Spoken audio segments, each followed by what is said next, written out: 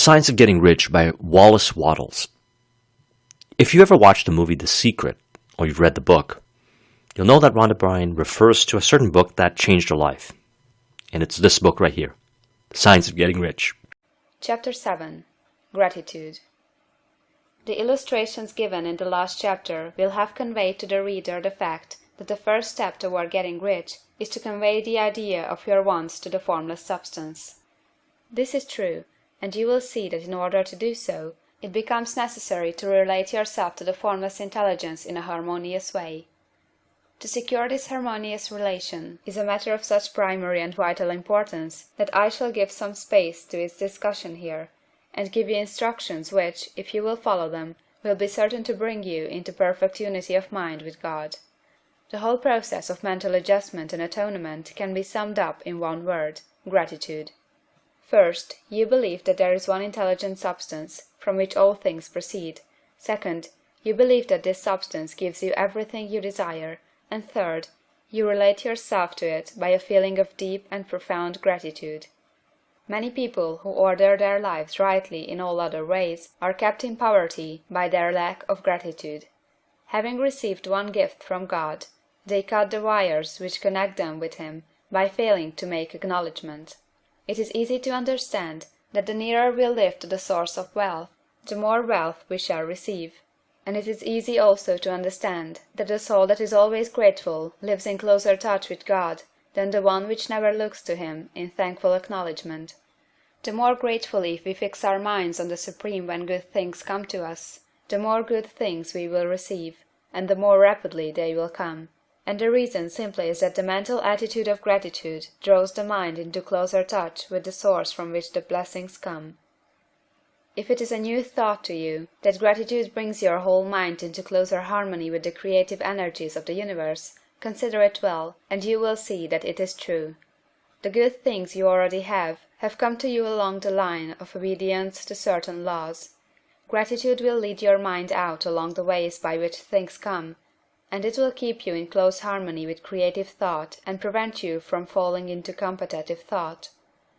Gratitude alone can keep you looking toward the all, and prevent you from falling into the error of thinking of the supply as limited, and to do that would be fatal to your hopes. There is a law of gratitude, and it is absolutely necessary that you should observe the law, if you are to get the results you seek. The law of gratitude is the natural principle that action and reaction are always equal, and in opposite directions. The grateful outreaching of your mind in thankful praise to the Supreme is a liberation or expenditure of force. It cannot fail to reach that to which it addressed, and the reaction is an instantaneous movement towards you. Draw nigh unto God, and He will draw nigh unto you. That is a statement of psychological truth. And if your gratitude is strong and constant, the reaction in formless substance will be strong and continuous. The movement of the things you want will be always toward you. Notice the grateful attitude that Jesus took, how He always seems to be saying, "I thank Thee, Father, that Thou hearest me." You cannot exercise much power without gratitude, for it is gratitude that keeps you connected with power. But the value of gratitude does not consist solely in getting you more blessings in the future. Without gratitude you cannot long keep from dissatisfied thought regarding things as they are. The moment you permit your mind to dwell with dissatisfaction upon things as they are, you begin to lose ground. You fix attention upon the common, the ordinary, the poor, and the squalid and mean, and your mind takes the form of these things. Then you will transmit these forms or mental images to the formless, and the common, the poor, the squalid, the mean will come to you. To permit your mind to dwell upon the inferior is to become inferior and to surround yourself with inferior things. On the other hand, to fix your attention on the best is to surround yourself with the best, and to become the best. The creative power within us makes us into the image of that to which we give our attention. We are thinking substance, and thinking substance always takes the form of that to which it thinks about. The grateful mind is constantly fixed upon the best. Therefore it tends to become the best. It takes the form or character of the best, and will receive the best. Also, faith is born of gratitude. The grateful mind continually expects good things, and expectation becomes faith. The reaction of gratitude upon one's own mind produces faith, and every outgoing wave of grateful thanksgiving increases faith. He who has no feeling of gratitude cannot long retain a living faith, and without a living faith you cannot get rich by the creative method, as we shall see in the following chapters. It is necessary, then, to cultivate the habit of being grateful for every good thing that comes to you, and to give thanks continuously. And because all things have contributed to your advancement, you should include all things in your gratitude. Do not waste time thinking or talking about the shortcomings or wrong actions of plutocrats or trust magnates. Their organization of the world has made your opportunity. All you get really comes to you because of them. Do not rage against corrupt politicians. If it were not for politicians, we should fall into anarchy, and your opportunity would be greatly lessened. God has worked a long time and very patiently to bring us up to where we are in industry and government, and he is going right on with his work. There is not the least doubt that he will do away the plutocrats, trust magnates, captains of industry, and politicians as soon as they can be spared. But in the meantime, behold, they are all very good. Remember that they are all helping to arrange the lines of transmission along which your riches will come to you, and be grateful to them all. This will bring you into harmonious relations with the good in everything, and the good in everything will move toward you. End of Chapter 7. Chapter 8. Thinking in the Certain Way. Turn back to Chapter 6 and read again the story of the man who formed the mental image of his house, and you will get a fair idea of the initial step toward getting rich. You must form a clear and definite mental picture of what you want. You cannot transmit an idea unless you have it yourself. You must have it before you can give it. Many people fail to impress thinking substance because they have themselves only a vague and misty concept of the things they want to do, to have, or to become. It is not enough that you should have a general desire for wealth, to do good with. Everybody has that desire. It is not enough that you should have a wish to travel, see things, live more, etc. Everybody has those desires also. If you are going to send a wireless message to a friend, you would not send the letters of the alphabet in their order, and let him construct the message for himself, nor would you take words at random from the dictionary. You would send a coherent sentence, one which meant something. When you try to impress your wants upon substance, remember that it must be done by a coherent statement. You must know what you want, and be definite. You can never get rich or start the creative power into action by sending out unformed longings and vague desires. Go over your desires, just as the man I have described went over his house. See just what you want, and get a clear mental picture of it as you wish it to look when you get it. That clear mental picture you must have continually in mind, as the sailor has in mind the port toward which he is sailing the ship. You must keep your face toward it all the time. You must no more lose sight of it than the steersman loses sight of the compass. It is not necessary to take exercises in concentration, nor to set apart special times for prayer and affirmation, nor to go into the silence, nor to do occult stunts of any kind. These things are well enough, but all you need is to know what you want, and to want it badly enough so that it will stay in your thoughts. Spend as much your leisure time as you can in contemplating your picture, but no one needs to take exercises to concentrate his mind on a thing he really wants. It is the things you do not really care about which require effort to fix your attention upon them. And unless you really want to get rich, so that the desire is strong enough to hold your thoughts directed to the purpose as the magnetic pole holds the needle of the compass, it will hardly be worth while for you to try to carry out the instructions given in this book. The methods herein set forth are for people whose desire for riches is strong enough to overcome mental laziness and the love of ease, and make them work. The more clear and definite you make your picture then, and the more you dwell upon it, bringing out all its delightful details, the stronger your desire will be, and the stronger your desire, the easier it will be to hold your mind fixed upon the picture of what you want. Something more is necessary, however, than merely to see the picture clearly. If that is all you do, you are only a dreamer, and will have little or no power for accomplishment. Behind your clear vision must be the purpose to realize it, to bring it out in tangible expression. And behind this purpose must be an invincible and unwavering faith that the thing is already yours, that it is at hand and you have only to take possession of it. Live in the new house mentally until it takes form around you physically. In the mental realm, enter at once into full enjoyment of the things you want. Whatsoever things ye ask for when ye pray, believe that ye receive them, and ye shall have them, said Jesus. See the things you want as if they were actually around you all the time. See yourself as owning and using them. Make use of them in imagination just as you will use them when they are your tangible possessions. Dwell upon your mental picture until it is clear and distinct, and then take the mental attitude of ownership toward everything in that picture. Take possession of it, in mind, in the full faith that it is actually yours. Hold to this mental ownership. Do not waver for an instant in the faith that it is real. And remember what was said in the preceding chapter about gratitude. Be as thankful for it all the time as you expect it to be when it has taken form. The man who can sincerely thank God for the things which as yet he owns only in imagination has real faith. He will get rich. He will cause the creation of whatsoever he wants. You do not need to pray repeatedly for things you want. It is not necessary to tell God about it every day.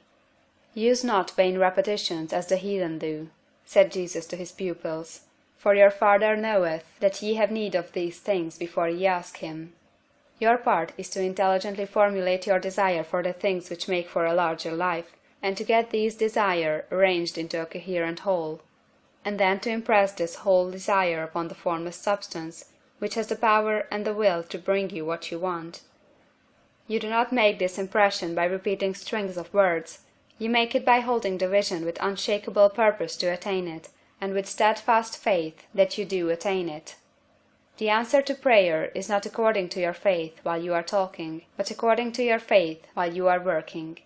You cannot impress the mind of God by having a special Sabbath day set apart to tell him what you want, and of forgetting him during the rest of the week.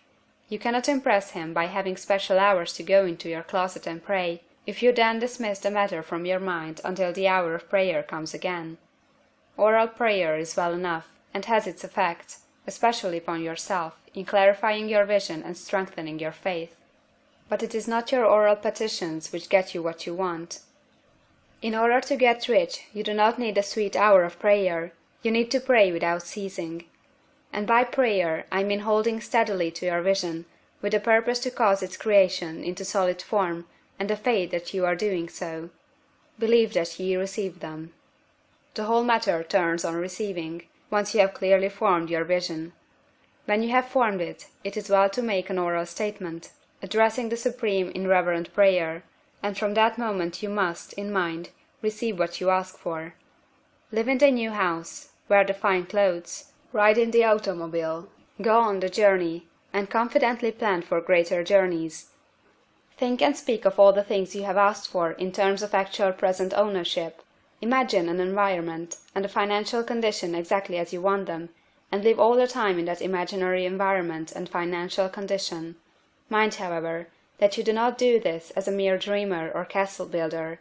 Hold to the faith that the imaginary is being realized, and to the purpose to realize it.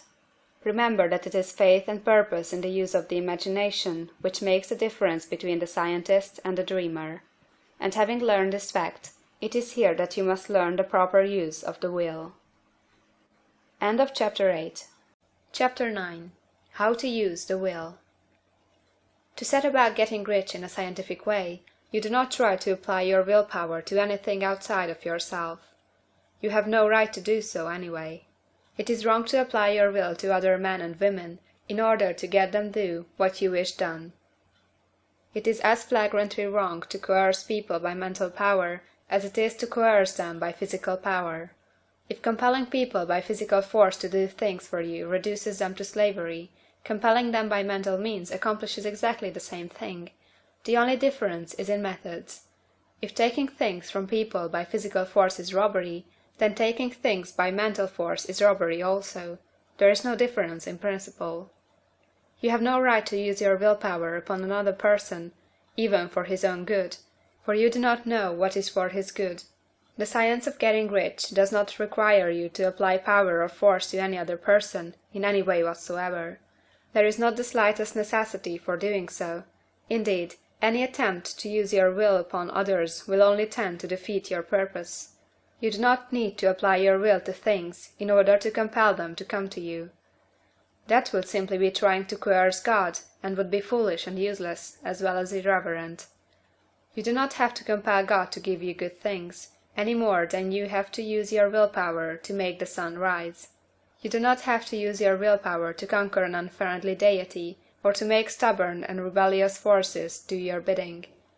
Substance is friendly to you, and is more anxious to give you what you want than you are to get it. To get rich, you need only to use your willpower upon yourself. When you know what to think or do, then you must use your will to compel yourself to think and do the right things. That is the legitimate use of the will in getting what you want, to use it in holding yourself to the right course. Use your will to keep yourself thinking and acting in a certain way. Do not try to project your will, or your thoughts, or your mind out into space, to act on things or people. Keep your mind at home. It can accomplish more there than elsewhere. Use your mind to form a mental image of what you want, and to hold that vision with faith and purpose. And use your will to keep your mind working in the right way. The more steady and continuous your faith and purpose, the more rapidly you will get rich, because you will make only positive impressions upon substance, and you will not neutralize or offset them by negative impressions. The picture of your desires, held with faith and purpose, is taken up by the Formless, and permits it to great distances throughout the universe for all I know. As this impression spreads, all things are set moving toward its realization. Every living thing, every inanimate thing, and the things yet uncreated, are stirred toward bringing into being that which you want. All force begins to be exerted in that direction. All things begin to move toward you. The minds of people, everywhere, are influenced toward doing the things necessary to the fulfilling of your desires, and they work for you unconsciously. But you can check all this by starting a negative impression in the formless substance. Doubt or unbelief is as certain to start a movement away from you as faith and purpose are to start one toward you. It is by not understanding this that most people who try to make use of mental science in getting rich make their failure. Every hour and moment you spend in giving heed to doubts and fears, every hour you spend in worry, every hour in which your soul is possessed by unbelief, sets a current away from you in the whole domain of intelligent substance. All the promises are unto them that believe, and unto them only. Notice how insistent Jesus was upon his point of belief, and now you know the reason why. Since belief is all important, it behooves you to guard your thoughts, and as your beliefs will be shaped in a very great extent by the things you observe and think about, it is important that you should command your attention. And here the will comes into use, for it is by your will that you determine upon what things your attention shall be fixed. If you want to become rich, you must not make a study of poverty. Things are not brought into being by thinking about their opposites. Health is never to be attained by studying disease and thinking about disease. Righteousness is not to be promoted by studying sin and thinking about sin, and no one ever got rich by studying poverty and thinking about poverty. Medicine as a science of disease has increased disease, religion as science of sin has promoted sin, and economics as a study of poverty will fill the world with wretchedness and want. Do not talk about poverty, do not investigate it or concern yourself with it. Never mind what its causes are. You have nothing to do with them. What concerns you is the cure. Do not spend your time in charitable work or charity movements. All charity only tends to perpetuate the wretchedness it aims to eradicate. I do not say that you should be hard-hearted or unkind, and refuse to hear the cry of need. But you must not try to eradicate poverty in any of the conventional ways. Put poverty behind you, and put all that pertains to it behind you and make good. Get rich, that is the best way you can help the poor.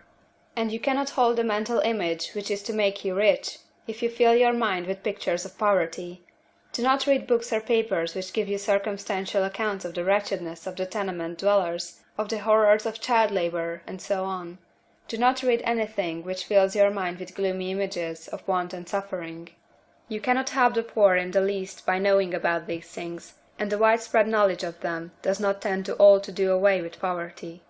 What tends to do away with poverty is not the getting of pictures of poverty into your mind, but getting pictures of wealth into the minds of the poor.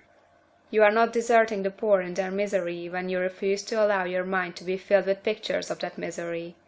Poverty can be done away with, not by increasing the number of well-to-do people to think about poverty, but by increasing the number of poor people who purpose with faith to get rich. The poor do not need charity, they need inspiration. Charity only sends them a loaf of bread to keep them alive in their wretchedness, or gives them an entertainment to make them forget for an hour or two, but inspiration will cause them to rise out of their misery. If you want to help the poor, demonstrate to them that they can become rich. Prove it by getting rich yourself. The only way in which poverty will ever be banished from this world is by getting a large and constantly increasing number of people to practice the teaching of this book. People must be taught to become rich by creation, not by competition. Every man who becomes rich by competition throws down behind him the ladder by which he rises, and keeps others down. But every man who gets rich by creation opens a way for thousands to follow him, and inspires them to do so. You are not showing hardness of heart or an unfeeling disposition when you refuse to pity poverty, see poverty, read about poverty, or think and talk about it, or to listen to those who do talk about it. Use your willpower to keep your mind off the subject of poverty, and to keep it fixed with faith and purpose on the vision of what you want. End of Chapter 9. Chapter 10. Further use of the will. You cannot retain a true and clear vision of wealth if you are constantly turning your attention to opposing pictures, whether they be external or imaginary.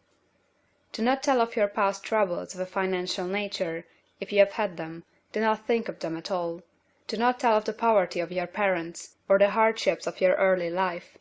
To do any of these things is to mentally class yourself with the poor for the time being, and it will certainly check the movement of things in your direction. Let the dead bury their dead, as Jesus said. Put poverty and all things that pertain to poverty completely behind you. You have accepted a certain theory of the universe as being correct, and are resting all your hopes of happiness on its being correct. And what can you gain by giving heed to conflicting theories? Do not read religious books which tell you that the world is soon coming to an end. And do not read the writing of muckrakers and pessimistic philosophers who tell you that it is going to the devil. The world is not going to the devil, it is going to God. It is wonderful becoming.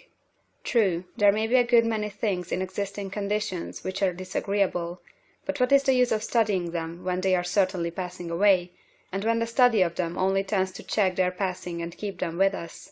Why give time and attention to things which are being removed by evolutionary growth, when you can hasten their removal only by promoting the evolutionary growth as far as your part of it goes?